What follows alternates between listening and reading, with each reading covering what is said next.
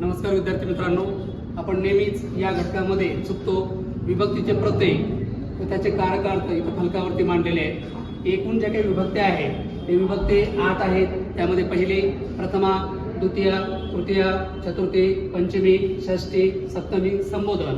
याचबरोबर याचे एकवचनी व अनेकवचनी असे प्रत्यय चलत असतात। तर प्रथमाचे एकवचनी प्रत्यय नाही आहेत, अनेकवचनी नाही आहेत। द्वितीयाचे एकवचनी प्रत्यय आहेत स, ला, ते, अनेकवचनी आहेत स, ला, ना, ते। तृतीयाचे नि, एशी एकवचनी, अनेकवचनी निही, ईशी।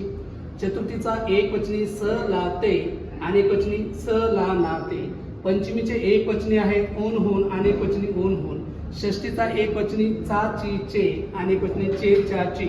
सप्तमीचा त, ई, आ, अनेकवचनी त, ई, आ। तसं संबोधन जे आहे त्याचं एकवचनी प्रत्यय नसतात आणि अनेकवचनी नो, ओ आणि हो कसे येतात ते उदाहरणामध्ये आपण पाहू। तर या ठिकाणी प्रथमा विभक्तीचा जो काही कारकार्थ असतो तो असतो कर्ता। कर्ता म्हणजे क्रिया करणारा। द्वितीयाचा कारकार्थ असतो मित्रांनो कर्म म्हणजे क्रिया सोसणारा। तृतीयाचा कारकार्थ असतो करण। करण म्हणजे क्रियेचे साधन। चतुर्थीचा कारकार्थ असतो संप्रदान। आता संप्रदान म्हणजे काय? भेट किंवा दान। पंचमीचा असतो अपादान। अपादान म्हणजे एखाद्यापासून दूर जाणे, अपादान त्याचा कारकार्थ। षष्ठीचा कारकार्थ नसतो। परत सांगतोय, षष्ठीचा कारकार्थ नसतो कारण षष्ठीचा संबंध हा तो नामाशी येत नसून क्रियापदाशी येतो। समजण्यासाठी फक्त या ठिकाणी मी काय लिहितोय, संबंध जोडण्यासाठी याचा वापर केलेला असतो। सप्तमीचा कारकार्थ असतो अधिकरण।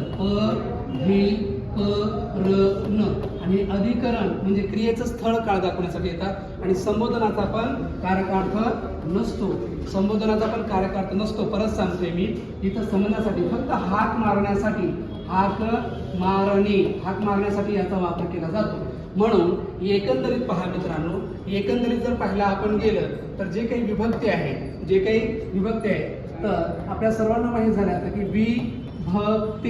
विभक्ती एकूण या विभक्त्या किती आहेत? इथे मी मोठ्या संख्येने देतो। एकूण विभक्त्या 8 आहेत। विभक्त्या किती आहेत? 8 आहेत। व त्या विभक्तीचे मित्रांनो कारकार्थ एकूण किती आहेत? 6 आहेत। हे लक्षात असू द्या। म्हणजे विभक्त्या 8 तर त्याचे कारकार्थ 6।